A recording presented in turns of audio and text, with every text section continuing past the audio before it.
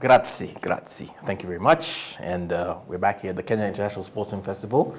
2022, the 5th edition. This is the hybrid edition, which means that some aspects will be happening live and others will be happening online. And we are on YouTube, we're on Facebook, and we're also on our official Kenya International Sports Film Festival webpage.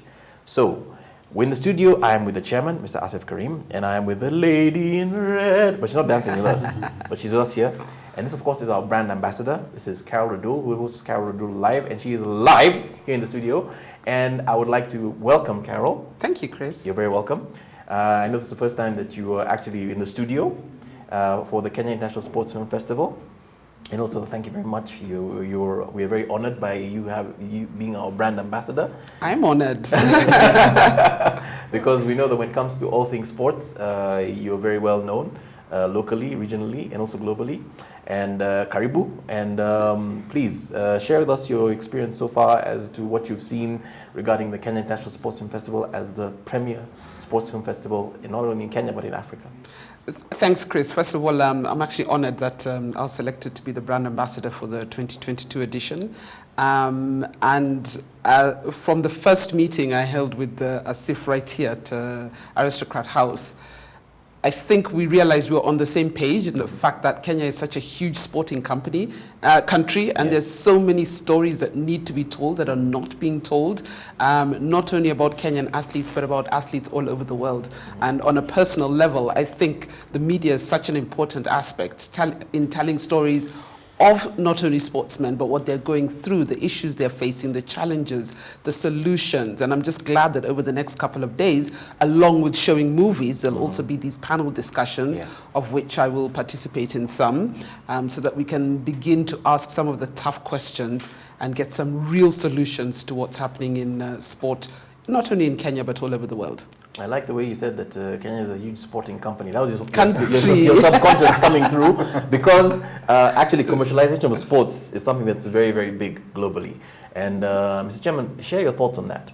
Well, definitely. I mean, what sports was when we were teenagers was played more out of pastime, love of the sport. But the last 20, 25 years, we know that sports has become a multi-billion-dollar industry. Yes. I mean, look at the football in European League, look at the basketball in America, talk about all the sports right now. Tennis is huge money.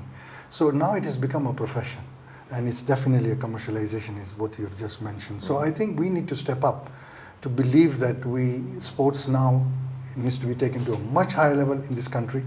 We need to have proper governance, we need to make it professionalize and make this into a business where the young sports stars get an opportunity to earn some good money, and Kenyans are talented. I mean, the records speak for itself. Look at over the last 50, 60 years, the performance that Kenyans have done in every sport. But we now need to step up for us to continue being competitive with the globe. So, Ambassador, Madam Balozi, Carol, Kenya is very talented in sports. So why is there no correlation between sports and films? Why don't we have like 100, 120 sports films coming from Kenya? Finances, big issue. Management, big issue. We, as KISFF said, have not found how to commercialize different aspects of sport. And I hope over the next few days, it'll open a lot of people's eyes to see that sport is not just the athlete running on the pitch. There's the film aspect, there's the live aspect of covering these sporting events. There's a backroom support of sport that needs to be taken advantage. And unfortunately in Kenya, we just see the athlete. But you have to get the management, you have to get the marketing, you have to get the budgeting, you have to get every aspect of sport right, including the broadcasting, which we still haven't nailed how to broadcast our events live and commercialize that as well. Because broadcasting is expensive. Yes. So it's easy to say we want all our leagues to be live, we want all our sports to be live, but how do you then commercialize that as well? But people are doing it all over the world. In fact, what's very interesting is that all those aspects you mentioned, marketing, commercialization, the sporting aspect and all that, broadcast and all that, is something that the chairman is very familiar with because he was there when cricket was very big in this country and when the ICC was very big on supporting cricket in Kenya. So he can actually speak from experience. Definitely. I mean, what she's talked about is very much required. But it's very important that our governance must be in place, because there are a lot of people out there who are willing to pump in money in sports. I mean, the history speaks for itself. I mean, there was a lot of money in cricket, there was a lot of money in rugby, Yes. There was a lot of money in football. But then we have a problem in how we account for that money. And the sponsors are very keen that they would want accountability, they would want transparency on where the money is going.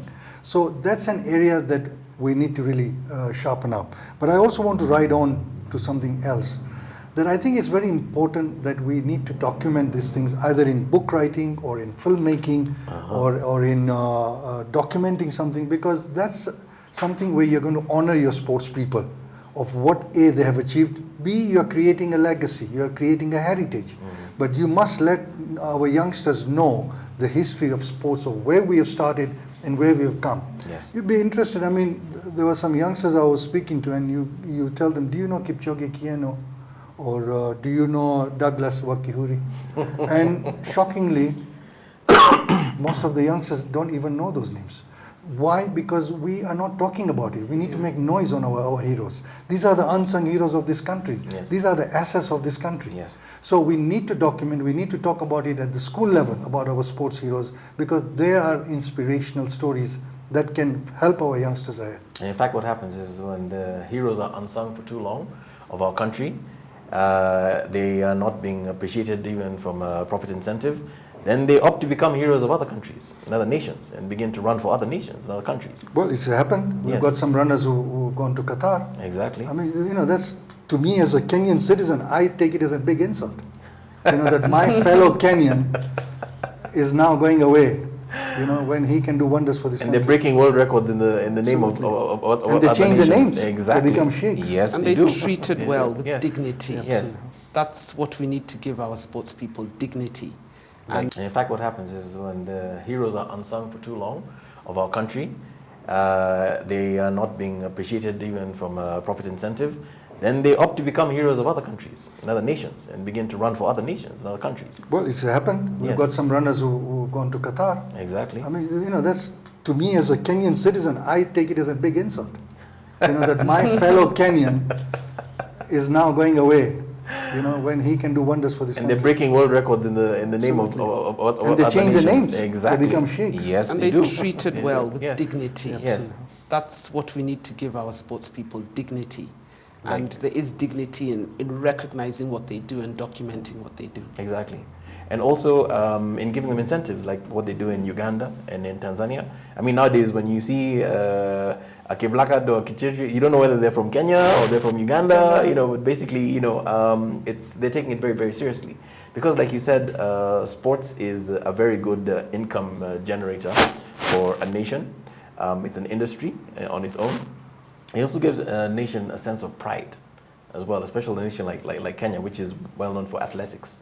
In fact, the saying used to be when Kenya's running in a marathon, or there's going to be marathons, it's not who's going to win, but is it Which gonna be, Kenyan? Exactly. Yeah. Exactly.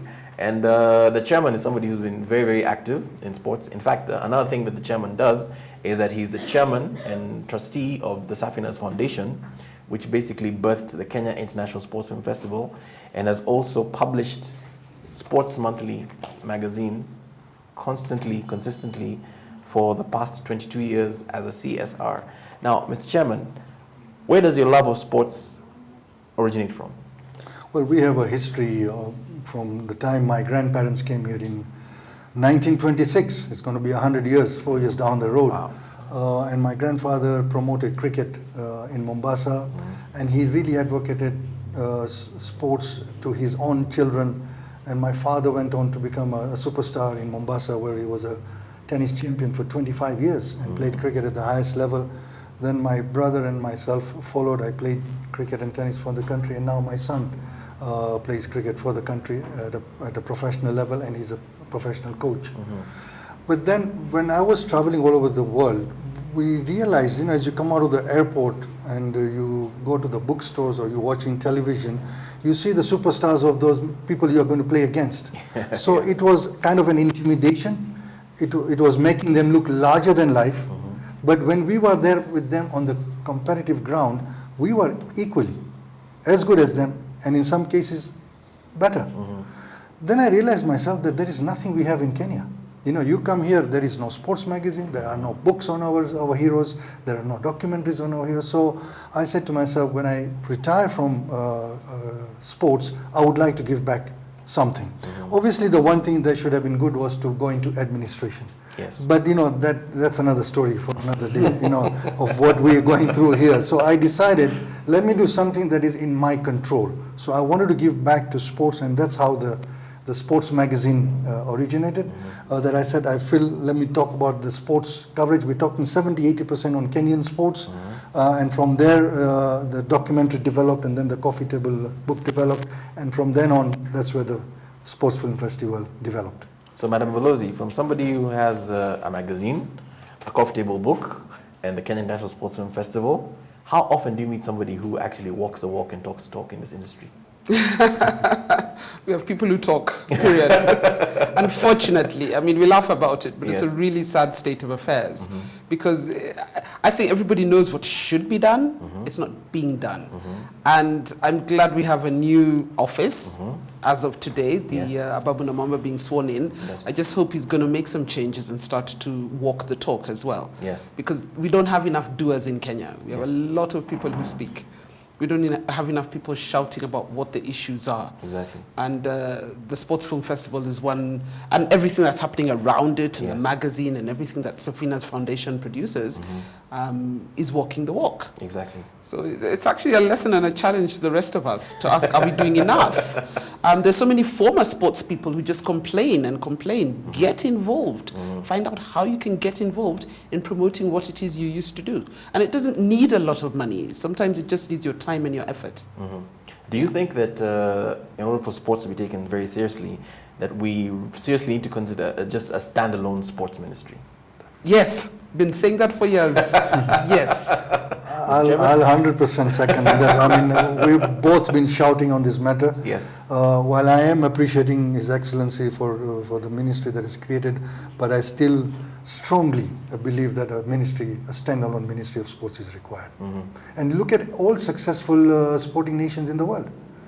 Any successful sporting nation in the world has a standalone ministry of sports. True. That is true. And you have the right cabinet minister who understands the value and the impact sports can make to the society. Yes. I always give that example that when we do the marathon and when obviously the Kenyan wins, we don't talk about which tribe wins. Kenya has won. You go to Nyayo Stadium, football match is going on, we don't say which tribe is playing. It's Kenya who is playing. Irrespective of the result. The point here is that sports unites people. Yes. And there is no better way than promoting sports where you can bring the country together on an instant note. Just financially, the lesson is, we started off by showing the Safari Rally. Yes. That should be the lesson alone for the government. Yes. If they sit down and look at what the Safari Rally does for this country in one weekend. Yes, in terms of marketing, tourism, the money that comes in. Imagine if that could be replicated through every single sport. Sport would end up being one of the largest revenue earners for this country. Unemployment generator as well. And just to add to also that, Kenya is so blessed that we can have sports 365 days. The weather we enjoy, the infrastructure we have, the facilities, of course there's still room to improve, but we still have decent facilities that we can do wonders. And sports tourism, golf facilities that we have in this country. Yes. That's huge. Of course, there's a subject we're going to be talking about in these 4 days about how sports tourism in Kenya can grow. So I think there's a lot of engagement over the next 4 days that we will have, and I'm hoping something good comes out of this. Indeed. Thank you very much, Mr. Chairman, Madam Balozi. And Mr. President, as you like to say, it is time to put Kenya Kwanza. Put Kenya first with initiatives like the Kenya International Sports Film Festival, 5th edition, the hybrid edition. Thank you, and we hope you join us. And tell a friend. Tell a friend.